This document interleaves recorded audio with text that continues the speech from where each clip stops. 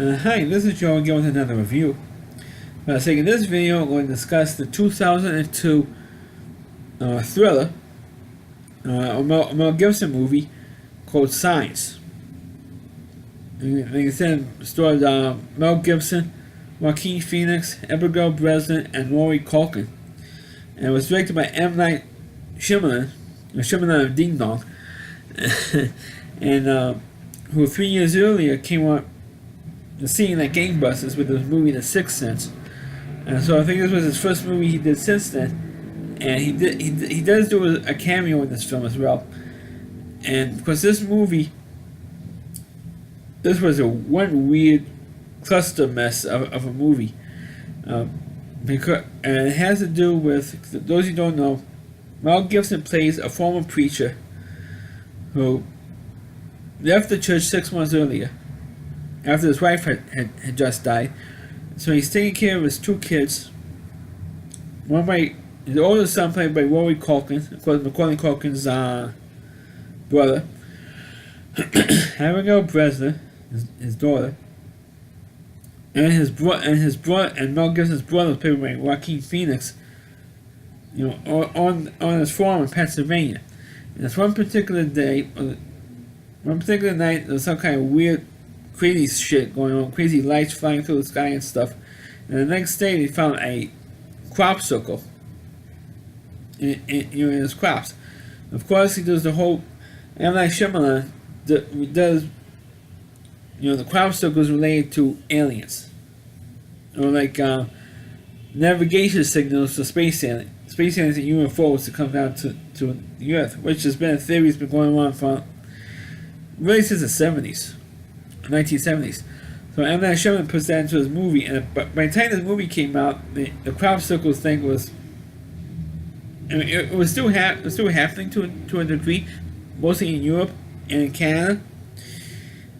But most people believe that doesn't believe the whole UFO crop circle thing, relation to crop circles, and it's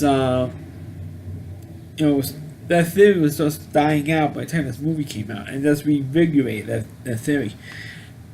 And you do see aliens come down and try to invade Earth, but you really don't see that much of it because it's mostly about Mel Gibson and his family. And you do see the family watching TV, the news coverage of it, and you do see that there's one particular pretty dramatic scene where there was like a birthday party in Brazil, and the children see this alien walking by, and it was pretty damn good. It's a pretty damn good suspenseful scene, and what M. Night Shyamalan is pretty good in his movies is building up that suspense. But he built it up well in The Sixth Sense. Then all of his movies are sort of dying out in suspense because he gets disappointed at the end of the movie with the suspense, and that's what happened in Signs. Because he's supposed to be having this big invasion, but with these aliens, you don't really see. You just see the lights in the skies and stuff, and you just very, very slowly, methodically believe that the Earth's being invaded. And you just hear the announcers describing what's going on. All the people, there are millions of people were killed around the world for these aliens, and because we use nuclear missiles of gas or something, and they killed millions of people and stuff. But you didn't see any of that in this movie. At least you saw it in War of the Worlds. At least the two versions of War of the Worlds. At least you saw that. Or in the movie Independence Day, it was like a modern version of War of the Worlds. And they showed it. But in Signs, you didn't see any of that stuff. And that was a disappointment. A big time disappointment because you didn't see any of that. And you just felt the suspense that the aliens were coming to attack this family. And you couldn't wait to see them attack them. I mean, you just wanted to see Mel Gibson dead. I mean, especially after his anti-Semitic drunken man he did. And that crappy movie he did, Passion of the Christ, that he should be shot for that, for Passion of the Christ. I'm serious. But they were building up the suspense for this film, and you had Mel Gibson barricading the house and stuff, and let's say you hear the aliens banging on the door, and then that's it. And the next day, because they were trapped in the basement, they couldn't get to Rory Culkin's mansion. It's supposed to have asthma, and they couldn't get out of the house because they were afraid as soon as they opened the door, they're going to get killed by these aliens. So they stay in the house, and he slowly and Rory Culkin, excuse me on my phone there. Rory Culkin, he was possibly dying from this asthma attack, and here comes the alien who you kind of saw earlier in the film.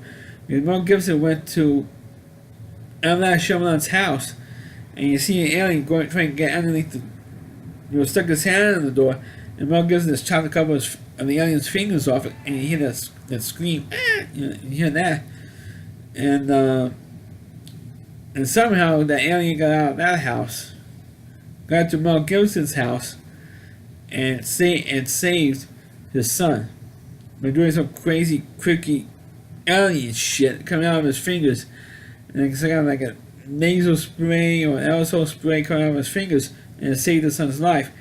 And then you heard on the radio and on the TV, and the aliens had, for some stupid reason, they left. They had no explanation why they left, no reason why they left. Just a news anchor saying that the aliens left. Even though millions of people were killed, for some reason they all left. That's it. And I mean that's how they survived. By saying people they left. I thought it was so lame and it was so convoluted and it was so at this point because they did build it. I'm not sure when I did build up the suspense pretty well in this film, but the way it ended was such a huge disappointment. It was such compared to other alien invasion movies, and I have seen some, not all of them, but some. A hell of a lot more better. At least you physically see it. You saw it in Independence Day. You saw it in War of the Worlds. You saw it in even in the lousy movie Planet 9 from Outer Space. You saw it, or Earth vs. the Flying Saucers. You saw them leaving. You saw how the humans won, or the other things won. You saw all that stuff. Inside, you saw nothing. There's the brief glimpses of what the aliens look like, and that's it. It was such a huge disappointment. But that's why a lot of people crapped on this movie at that time. And I think in one of the reviews of the television show, Alien Abduction, Innocent in LA County, which I previously reviewed myself, there's one guy who used clips of ragging on this movie Science. And while he saw it was pretty crappy. The reason why it was crappy because it was a disappointment how it ended. And to me, that was about it. And it is even though the movie's not very long, it's maybe an hour 45 minutes, if that. But it could have been better if you actually physically saw what happened. I guess maybe because if M. Night Shyamalan actually showed it in his movie, because he wrote, directed, and produced the film. I guess he was afraid it would be such a cliche like other science fiction invasion films. That's probably only reason why he did it, because it becomes such a cliche, especially back in the 50s. It became such a cliche, and people would make fun of it because it's such a cliche, because you saw much better movies. The alien invasion genre. But this movie was such a huge disappointment in every way possible. And it was good until the end, in my opinion. So that's my review of the movie Science. Please click on the video, please rate it. Please subscribe to my channel, please forward this video onto your Facebook pages. You can check out all my reviews and on my YouTube channel at rowdyc.com, so WDY.com. Homepage of Rowdy Reviewer, Chris Lee Moore, and please check out all of his reviews on his website. Thanks for watching, catch you next time.